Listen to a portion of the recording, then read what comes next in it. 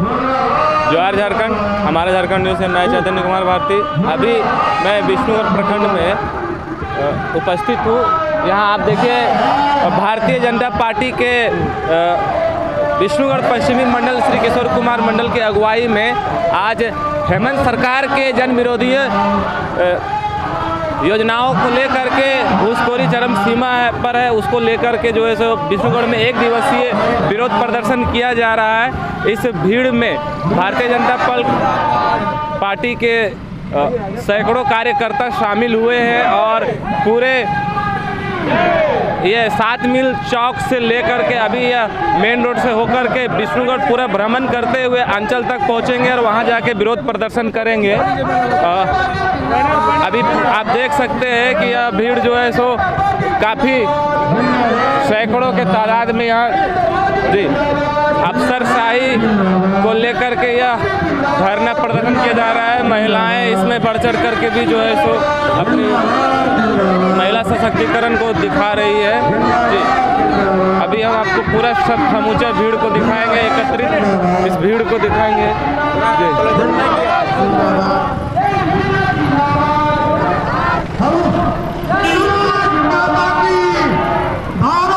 लोग यहाँ पद यात्रा करते हुए चल रहे हैं और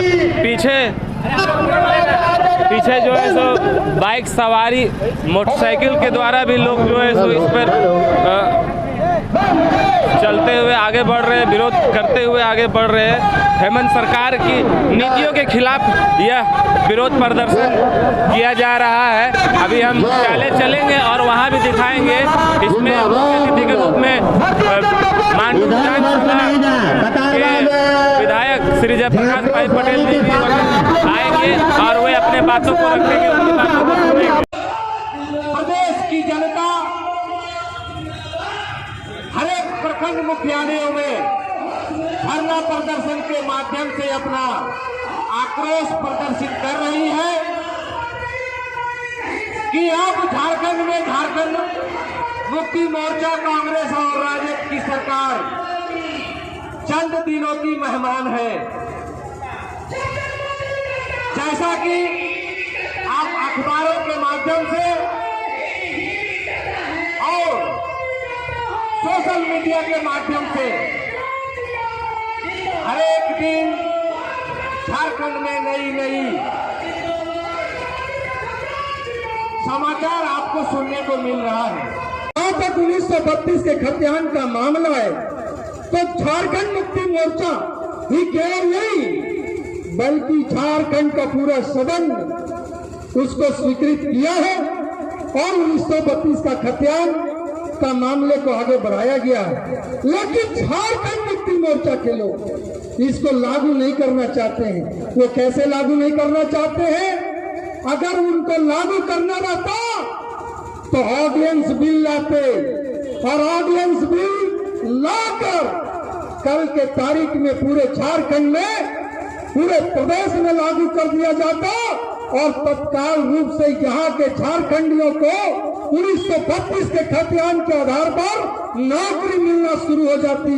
लेकिन झारखंड मुक्ति मोर्चा की जो सरकार है, हेमंत सरकार लाना नहीं चाहती है, केवल प्रोपगंडा बनाकर झारखंड में ये सिर्फ प्रचार करने का काम करना चाहती है, प्रशंसा प्राप्त करने का काम करना चाहती है, जिसका पोल भारतीय जनता पार्टी पूरा प्रदेश में खोलने का काम कर रही है। महिला का ही अत्याचार हो रहा है और महिला को सब जगह पीड़ित होना पड़ रहा है। कहीं भी महिला लोग को वैल्यू नहीं दिया जा रहा है। 3 साल हो गई है, अब हम लोग इतना भी सब 2-3 साल से झेल रहे हैं और 2 साल बचा है। हम लोग को जागरूक होना जरूरी है, नहीं तो इसी तरह चलती रहेगी और महिला पीड़ित होते रहेगी और महिला झेलते रहेगी। जी से कहना चाहेगा कि हेमंत सोरेन को नहीं, ये सहयोग विभाग के जो इसका स्वास्थ्य मंत्री है उसका तक बात इन लोग को पहुंचाइए और नहीं तो इन लोग ड्राइवरी करना बंद कर देंगे। और विष्णुगढ़ के अधिकारियों को हटा देना चाहते हैं, पदाधिकारी को क्या लिखित के सीएस को दीजिए, इसलिए कि इन लोग आंगनबाड़ी सेविका से ज्यादा मेहनत करती है। हमारी सहयोग दीदी लोग ड्राइवरी अगर 12 बजे रात में होता है तो घर छोड़कर लोग निकल के आती है। सुनने को मिलता है तो क्या देता है हेमंत सोरेन 200 रुपया। यह सब बहुत गलत बात है। तो मैं समय नहीं रहने के चलते माननीय विधायक जी से कहना चाहता हूँ कि इन लोग का जो मांग है मांगी पूरे करे और ये अफसरशाही बंद करे। भारत माता की। दिन दहाड़े कोयला चोरी करके लेके भाग गया, दिल्ली या बनारस में बेच रहा है, उसमें कोई पकड़ धर करने वाला नहीं, क्योंकि एसपी भी उसको नहीं रोक सकता है। कारण है कि डायरेक्ट मुख्यमंत्री से लगाओ। इसलिए हम लोग चाहते हैं कि भ्रष्टाचारी मुक्त करो, अच्छा शासन चलाओ, क्योंकि अलग रात यहाँ की जनता लोग, यहाँ की माँ बहने, यहाँ के युवा लोग, बुजुर्ग लोग बहुत मेहनत के साथ लिया है, ना कि शिबू सोरेन ने कल लिया। शिबू सोरेन के बेटा कहता है कि हमारा बाप है झारखंड अलग राज दिया। हम तो उससे पूछना चाहते हैं, तेरा बाप का झारखंड अलग राज का केस एक भी होगा तुम्हारा खानदान में तो मान लेंगे। आज विनोद बाबू का नाम भुला गया, आज चकलाल बाबू का नाम भुला गया, निर्मल महतो का नाम भुला गया, शिवा महतो का नाम भुला गया, सुधीर महतो का नाम भुला गया, सलंदर महतो का नाम भुला गया। सारे लोग जो हम लोग ऐसे आदमी विष्णुगढ़ से हजारों आदमी रात दिन झंडा लेकर के जंगल झाड़ में जाकर के रोड में सिटी रोड में साफ कर करके सरकार को घुटना पकाया और लालू यादव को कहता था मेरे लाश में झारखंड मिलेगा, उसको झुका करके हम लोग लड़ करके झारखंड लिया है। नाती शिबू सोरेन ने कर ले लिया है। क्या उसका एक बेटा प्रशांत सोरेन के आंदोलन में था, दुर्गा सोरेन आंदोलन में था, क्या हेमंत सोरेन का भी आंदोलन में था, शिबू सोरेन का भी आंदोलन का केस नहीं है। केस क्या है उसका? पैसा का ठगी वाला सरकार झारखंड आंदोलन बेचने वाला महाजन के खिलाफ लड़ने के लिए मरा गुंडागर्दी का केस है। हम उन मुद्दों को लेकर आए हैं जो किसी से छिपा नहीं है। भ्रष्टाचार, तुष्टीकरण की राजनीति, अवैध खनन,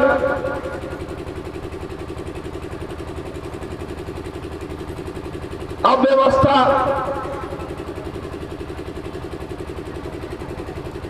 और किस तरह से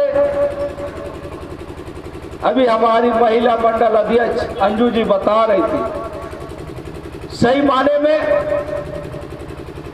2019 का चुनाव में यही हेमंत सोरेन ने कहा कि हमारी सरकार बनेगी तो हम प्रत्येक प्रखंडों में महिलाओं को सुरक्षा के लिए एक थाना का निर्माण कराएंगे। आज बड़ा दुर्भाग्य की बात है और शर्म से हम लोग को कहना पड़ रहा है, पूरे झारखंड का जो हालात है, सबसे ज्यादा पीड़ा इस बात की होती है कि एक आदिवासी मुख्यमंत्री के कार्यकाल में 3000 से ज्यादा आदिवासी माताएं बहनों का दुष्कर्म और बलात्कार की घटना सामने आई है। अब आप समझ सकते हैं कि राज किस जगह पर खड़ा है। ये वही लोग हैं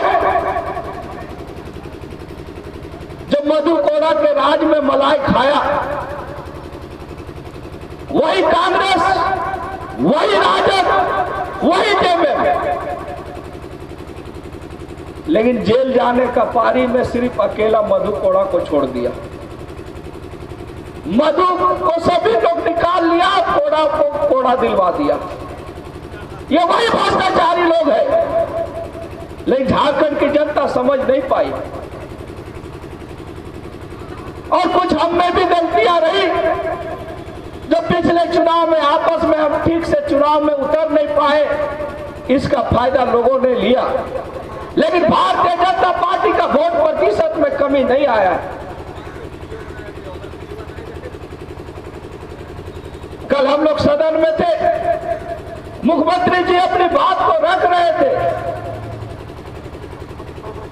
वो बोलते बोलते इस तरह से बोल गए कि उनके मन में दिन रात ईडी सीबीआई का फोबिया बीमारी जो हो गया है। हमको लगता है रात को भी नींद नहीं आता होगा, इसलिए सदन में भी बोले कि हम तो जेल जाकर भी विरोधियों का सुपड़ा साफ कर देंगे। और कहीं ना कहीं इस धरना प्रदर्शन के माध्यम से हम मुख्यमंत्री जी को सलाह देंगे कि अपने मानसिक संतुलन जो खो दिया उसका बेहतर इलाज रिम्स चाहे सीआरपी जो कैंप है वहां पर करवाइए। और भाषण में भारतीय जनता पार्टी के लोगों को धमकाना चालू कर दिए हैं कि जो धरना प्रदर्शन में जाता है उसको चिन्हित करो। मैं हेमंत सोरेन को चुनौती देता हूं कि आप चिन्हित करके क्या करोगे। आप बाजार में भारतीय जनता पार्टी का एक एक कार्यकर्ता खड़ा है।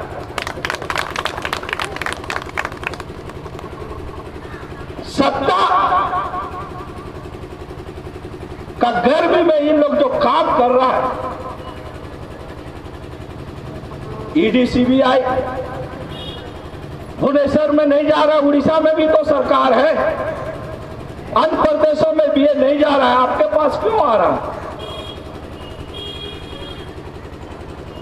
आज सही माने में अभी हमारे एक बता रहे थे साथी कि रघुवर जी के राज में जनसंवाद जो उनका था 181 डायल वाला, अभी बोल रहे थे कि वीडियो सीओ पहुंच जाते थे पंचायत और गांव में, अब कम बोले। उनका जनसंवाद जो डायल 181 में एसपीडीसी को नींद नहीं आता था रात भर, जब तक उनके दिमाग में बैठा रहता था कि कल मेरा क्या होगा मुख्यमंत्री जी के ये में।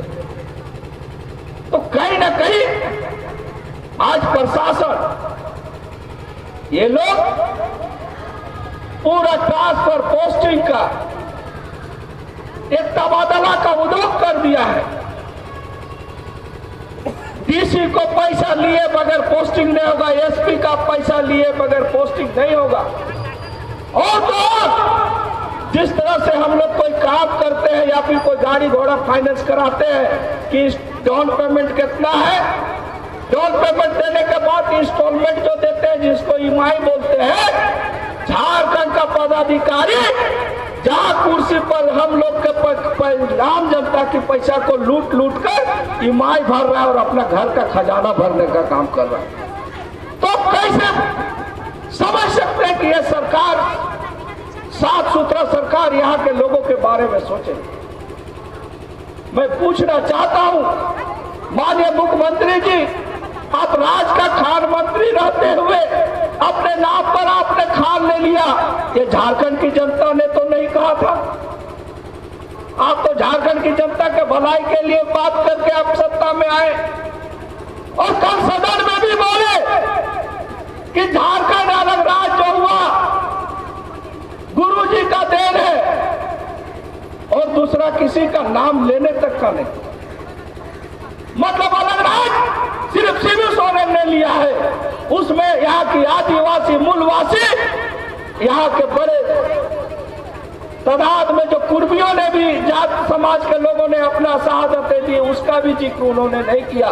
शहीद निर्मल महतो का भी जिक्र नहीं किया, सुधीर महतो का भी जिक्र नहीं किया। आज सुखदेव प्रसाद यादव जी जो बोले झारखंड आंदोलनकारी का प्रमाण इनके पास है, हेमंत सोरेन पास है क्या प्रमाण झारखंड आंदोलनकारी का? हम लोग तो चाहते हैं मंत्री कि आपको यहाँ की जनता ने सत्ता दिया था, आप गुरु जी के बेटे हैं, राज को संभालना चाहिए था। आप युवा है, राज में युवा था, 22 साल बने हुए इस प्रदेश को हुआ, अन्य प्रदेशों के जैसा विकास की रफ्तार में बढ़ाते, लेकिन आप प्रदेश की जनता का चिंता नहीं, आप सिर्फ आपको अपनी चिंता है। आज आपको समझना होगा कि आज जिस तरह से ईडी सीबीआई की छापेमारी चल रही है, मुझे लगता है देश का भी पूरा ईडी सीबीआई यहाँ लगा दिया जाए। इस 3 साल में जितना भ्रष्टाचार को बढ़ावा दिया वो खत्म नहीं होगा जांच से। इसलिए आज आप सबों को समझना होगा कि 2019 की गलती इस प्रदेश को कहां ले गया। आज जश्न मनाने की बात हम लोग भी जश्न मना रहे, ऐसा नहीं। 1932 का बात तो हम लोग शुरू से किए। हम लोग भारतीय जनता पार्टी के लोगों ने कभी नहीं कहा कि 1932 1932 का हम विरोध करते हैं। हम लोग ने तो कहा 3 साल विधानसभा में हमने कई बार प्रश्न लाया कि 1932 लागू करने में आपको किसने रोका है? आप लोग भी रोकिए। आप 1.5 साल जो लगाए किसने किए? आप खाली हर बार बोल रहे थे समझ रहे हैं, बूझ रहे हैं। अब क्या समझ बूझ रहे हैं? अब आरक्षण नीति 27% ओबीसी आरक्षण चाहे अनारक्षण जो आप किए, हम लोग ने कहा भारतीय जनता पार्टी का मैं रामचंद्र चंद्रवंशी जी और कई भाजपा पूरे हमारे भाजपा प्रदेश नेतृत्व ने भी कहा कि यहाँ पर जब आप मुखिया का अधिकार छीनकर उसके पैसों का आप मौज मस्ती कर रहे हो और चुनाव नहीं करा रहे हो कोविड का हवाला देकर, आप और 6 महीना लेट करो, लेकिन यहाँ पर आरक्षण सर्वे करा लो। यहाँ के ओबीसी को आप आगे बनाना चाहते हो, यहाँ के लोगों को उत्थान करना चाहते हो, तो ओबीसी का जो आर्थिक सामाजिक सर्वे होता है उसको कराओ। उसके बाद आप आरक्षण लगाकर पंचायत का चुनाव कराते तो हम समझते कि आप पंचायत में ओबीसी के आप अधिकार, ओबीसी के बारे में आप चिंतित थे, लेकिन आपने ऐसा नहीं किया। और तो आज प्रदेश में नगर निकाय का चुनाव हो रहा है मुख्यमंत्री जी, आप उसके बाद भी पंचायत चुनाव हुए कई महीना हो गया, आपने फिर भी ओबीसी का आरक्षण का जो है जो सामाजिक आर्थिक सर्वेक्षण होना चाहिए था वो नहीं किए। फिर आप नगर निकाय में ओबीसी के लोगों को हित को आप उनको जो सुविधा देना था आरक्षण का लाभ आप नहीं दे पाएंगे।